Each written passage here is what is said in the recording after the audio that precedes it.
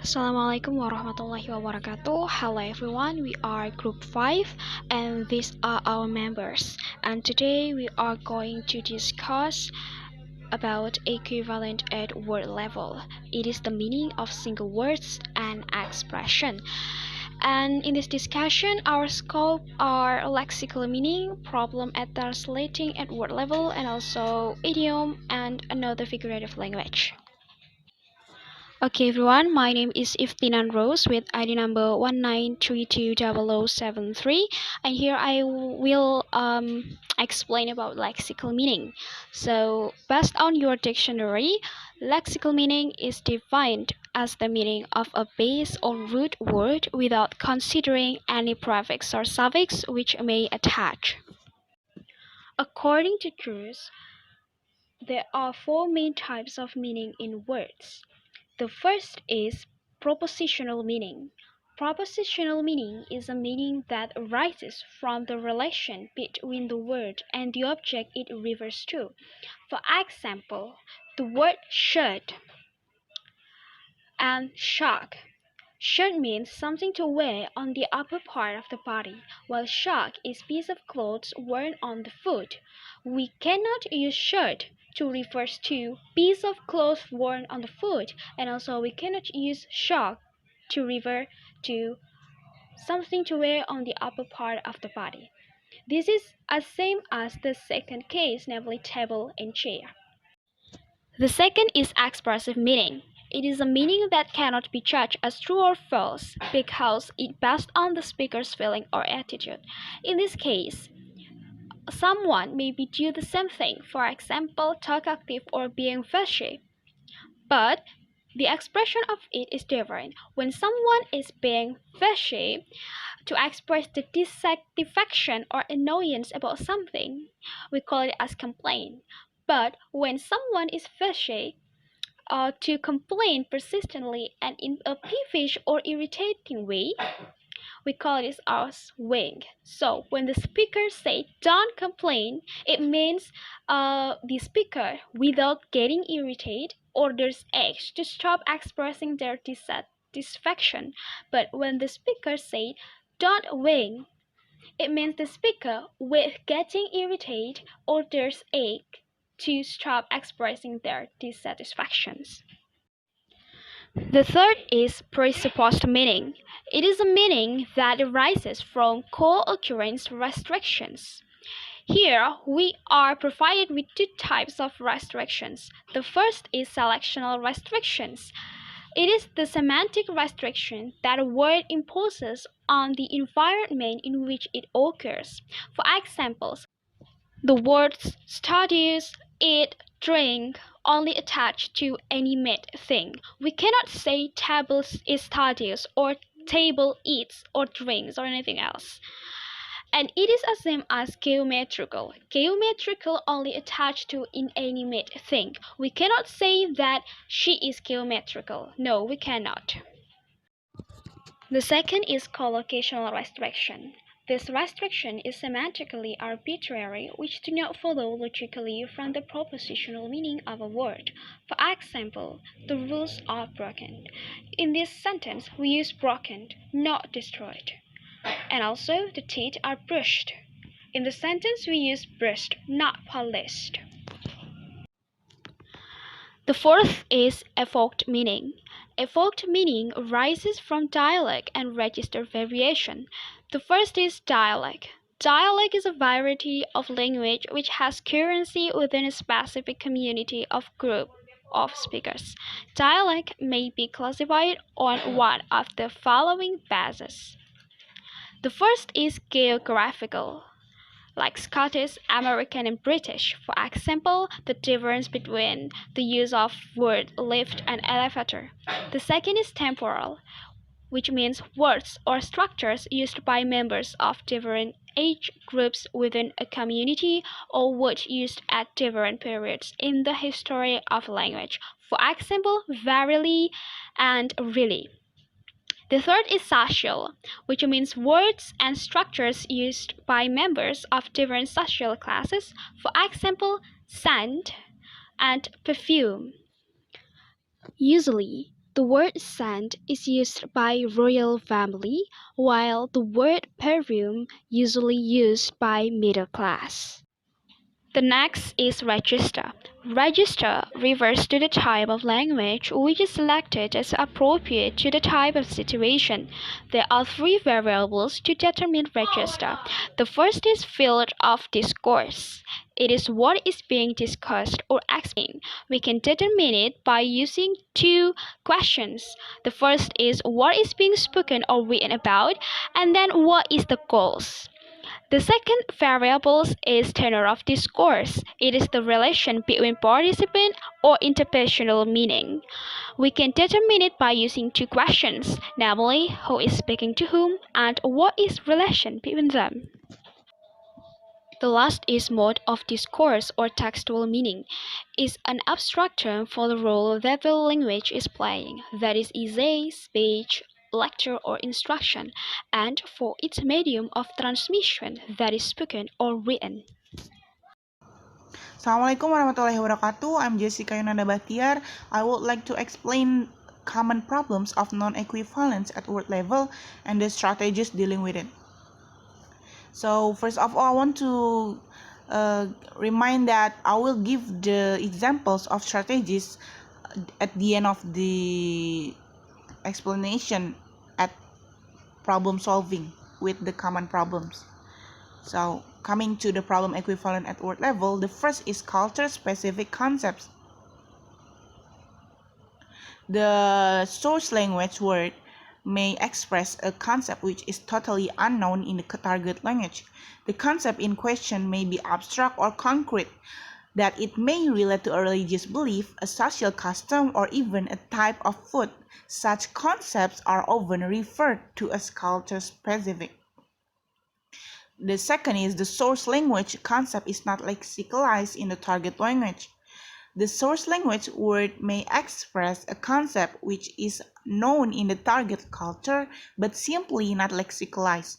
There is not allocated a target language word expressed to it. And the third is the source language word is semantically complex.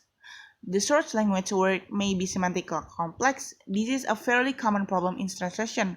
Words do not have to be morphologically complex to be semantically complex.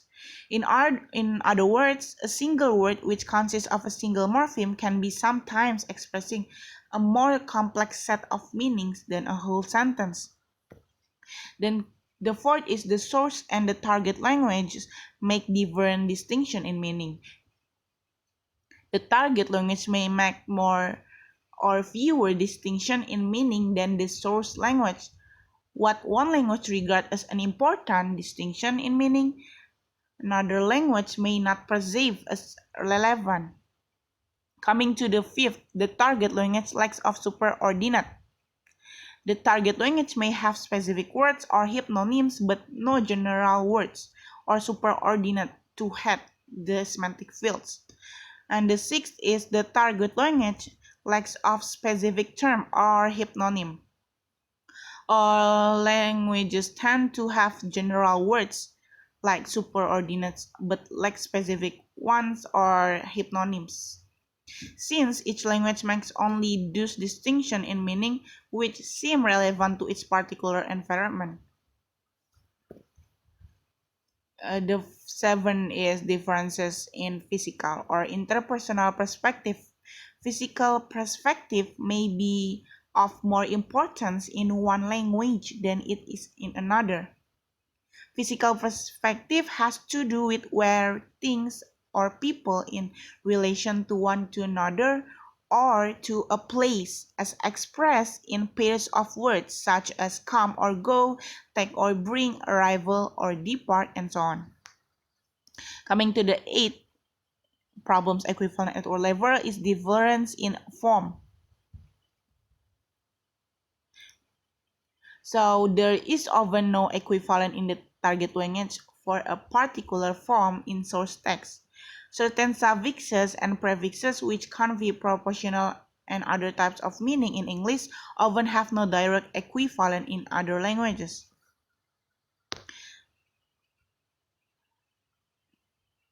After that, Coming to the strategies to solve the problem equivalence at word level, the first is translation by a more general word or superordinate. So we use a more general word when we translate. And the second one is translation by a more neutral or less expressive word to solve the problem. And the third one is translation by cultural substitution, which involves replacing a cultural specific item or expression with a target language item which does not have the same proportional meaning but is likely to have a similar impact on the target reader. And the fourth one, translation using a loan word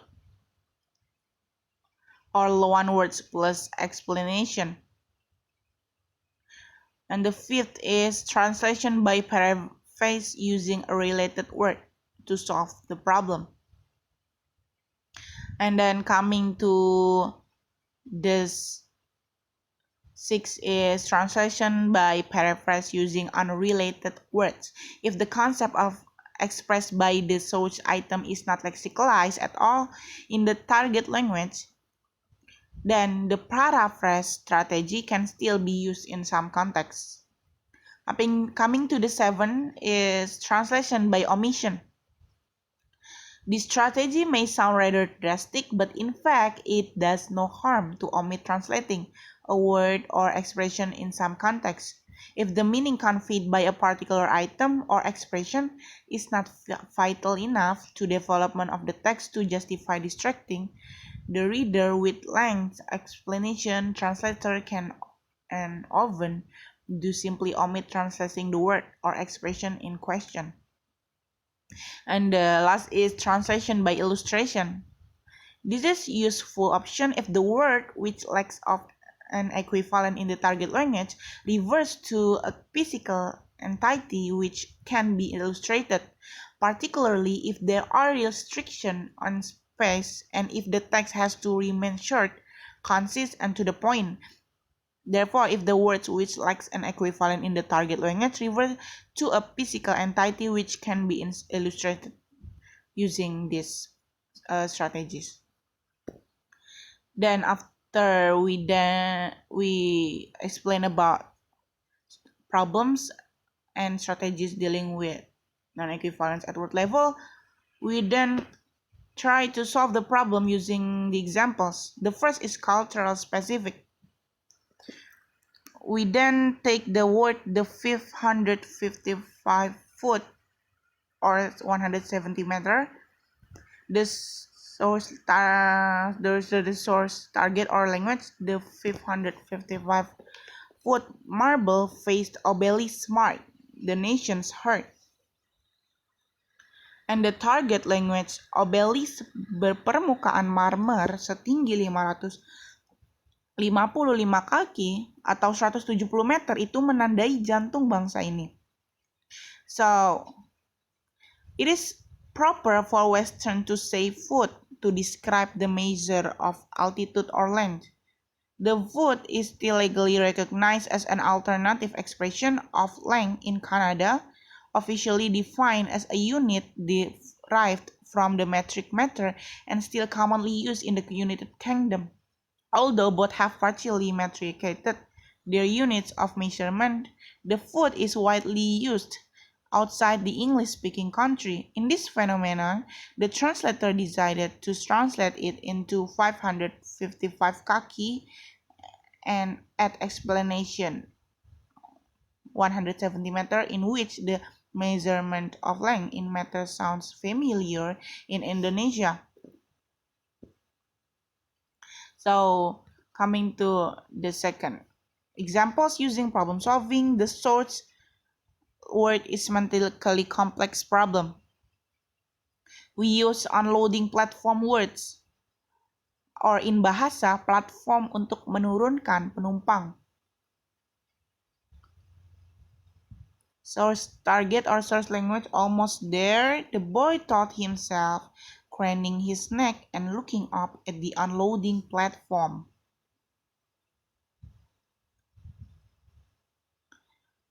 In this case, Before that, the target language hampir semua ujar bocah itu kepada diri sendiri.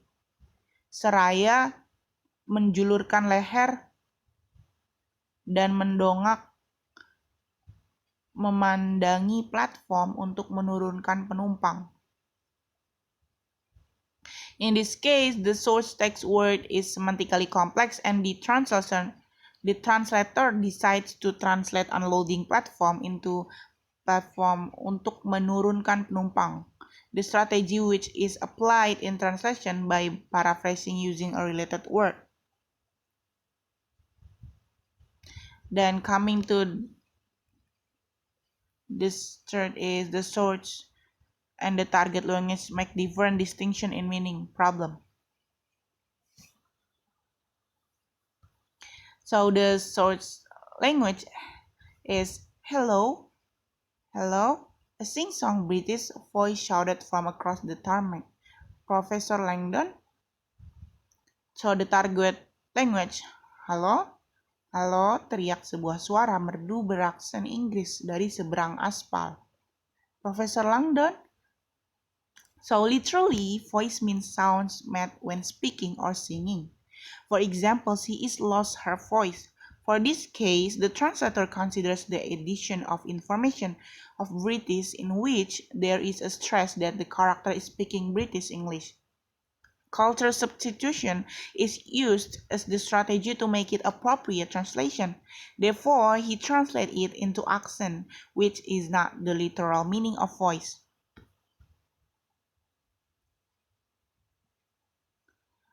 And another problem, the target language lacks of superordinate climbing, naik, merayapi. Source language, petugas lift sedang mengucapkan sesuatu, menenangkan mengenai piston, bersambung dan konstruksi besi tempat lift. Lift Otis yang naik merayapi pilar selatan Menara Eiffel itu dipenuhi turis.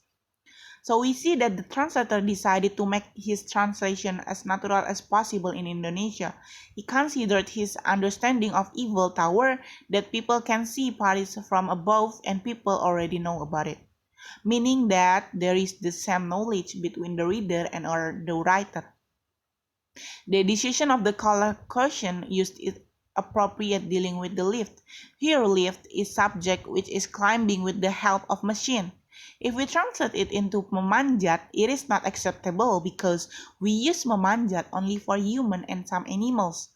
Also, the translator makes it more expressive by using naik merayapi. He wants people to imagine what was happening with the lift at that time.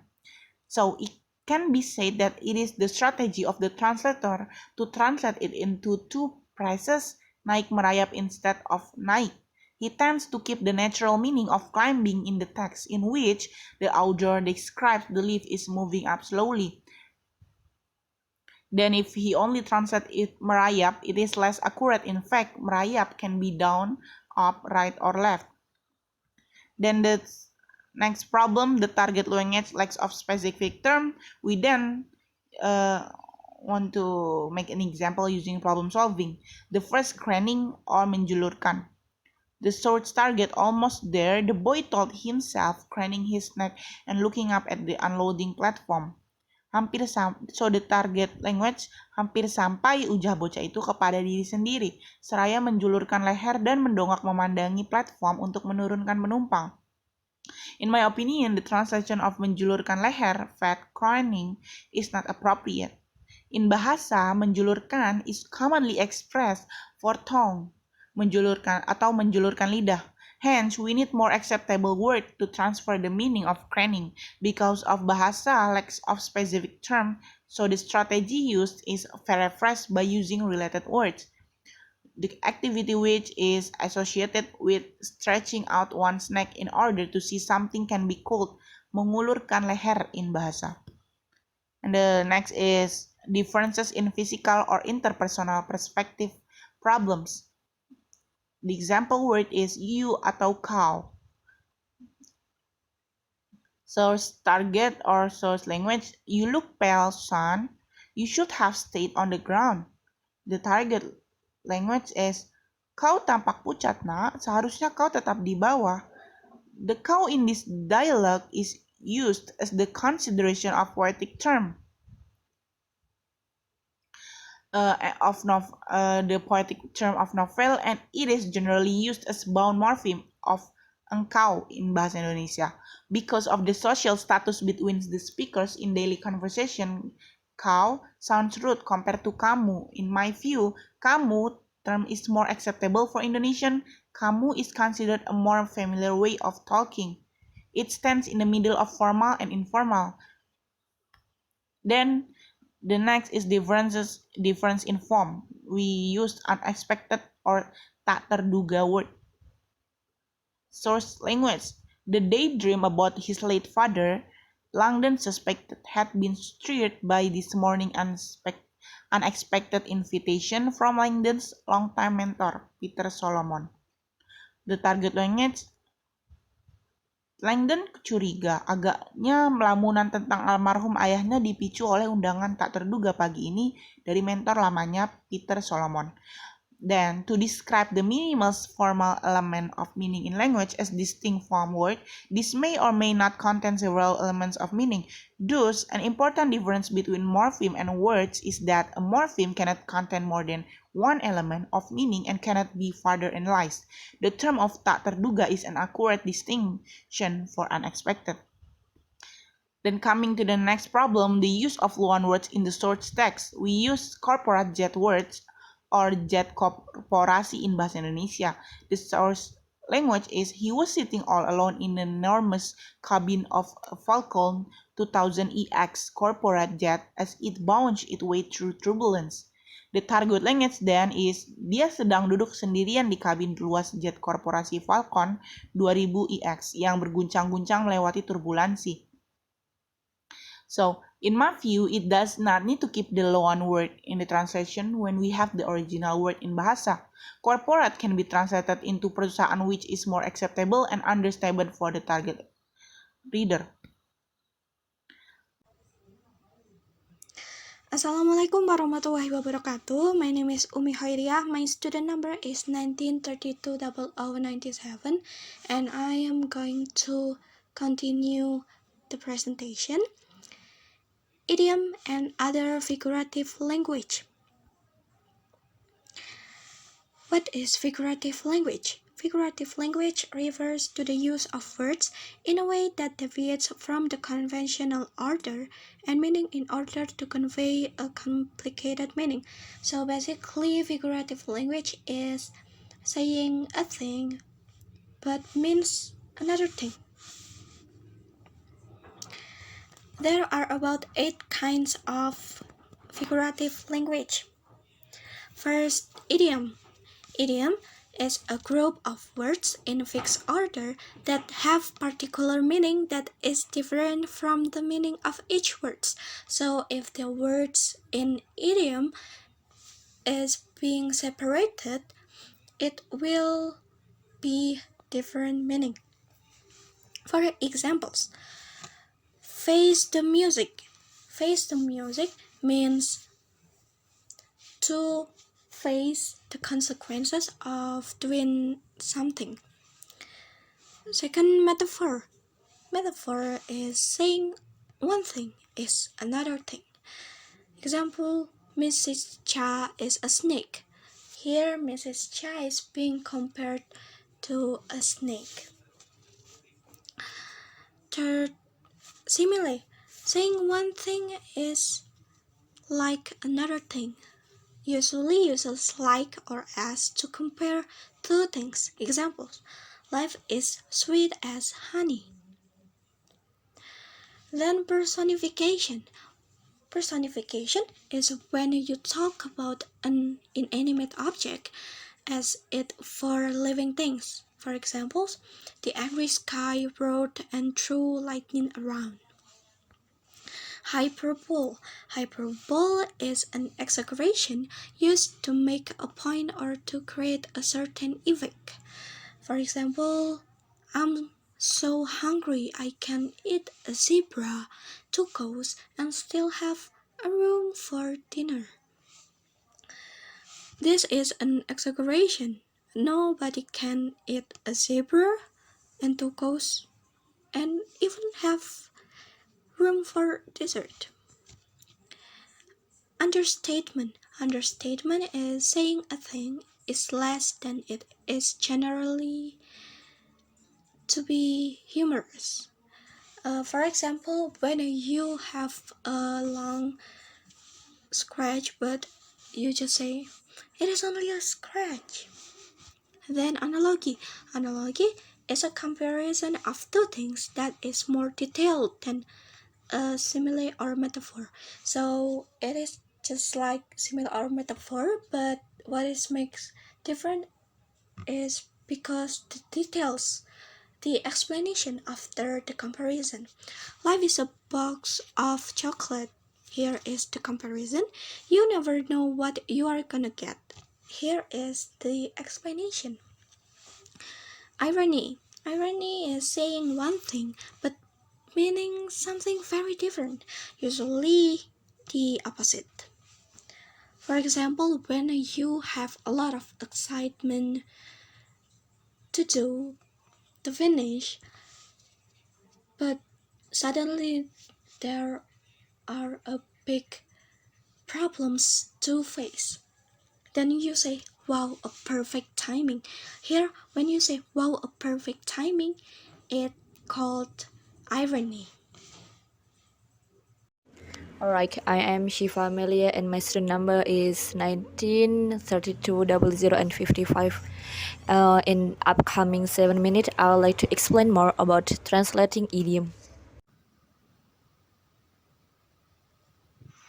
Well, the last topic is about translating idiom. For the first, I would like to discuss about things that are forbidden during translating the idiom. For the first is we are not allowed to change the order of words in it. For example, the idiom, the long and short of it, we can change become the short and long of it. Secondly is we are not allowed to delete any word from it. For the idiom like he spells beans, we can change become he spells bean. Why? Because it change become just a clause, not an idiom. So the idiom is he spells the bean. Thirdly, we are not allowed to add any word to it. For example, the long and short of it, we can change become the very long and short of it. Or face the music, we are not allowed to change become face the classical music. Why? Because it will change the meaning. Then we are not allowed to replace a word with another, like even though just the same article, but it was not allowed. For example, bury the hatchet. We can change become bury a hatchet. The last is it is forbidden to change the grammatical structure. For example, the idiom face the music. We are not allowed to be changed become the music was face. Even though this is lexically the same meaning, but that's not an idiom. Next is about difficulties during translating the idiom. Actually, there are four kinds of difficulties that we may find. For the first is an idiom may have no equivalent in the target language because it has no social character specific social character in the target language. For example, like yours faithfully, yours sincerely, and Merry Christmas. Secondly is an idiom may have a similar counterpart in the target language, but the context don't have different connotation. In short, it has pragmatically untransferable. For example, in English search language, the idiom to skate on thin ice, it means to act unwisely or court danger voluntarily, while if it changed in the target language like Serbian, it means become force someone in dangerous position. Thus, it has similar meaning, but the context of two idioms are obviously different. Thirdly is an idiom may have both literal meaning and idiomatic meaning. For example, if we catch them back, I'll cut off my right arm. These difficulties may be found in jokes or humor. So if this example is from Arabic jokes, so if you are not an Arabic speaker, you will not get the point of these jokes. The last is the very convention using of idiom in written discourse. This kind of difficulties usually can be found in advertisement, press, and so on and so forth. For example, there's a car after your own heart. The last is about this strategies during translating the idiom. For the first is using an idiom of similar meaning and form. Similar meanings means the idiom should convey a similar or almost similar meaning of the idiom. And the same form means using similar or almost similar lexical equivalent item. For example, in the source language like setiap apapun yang dilukisnya merupakan buah pikirannya.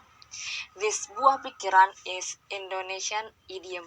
So if we change in the target language in English, so it will change become everything he would paint would be the fruit of mind. Secondly is using an idiom of similar meaning but dissimilar form.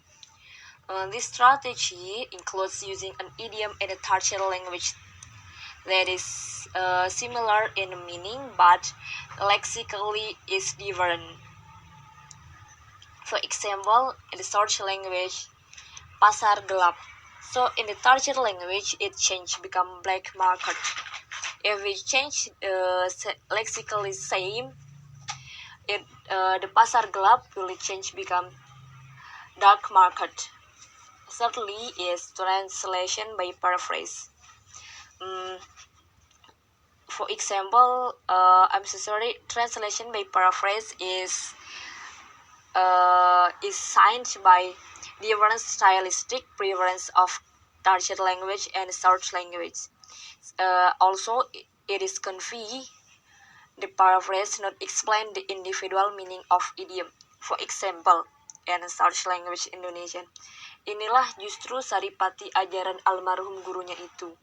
So the word saripati is cannot be found any idiom in English, so it change become the essence. So it be the idiom, the sentence will be, this was the essence of his master message.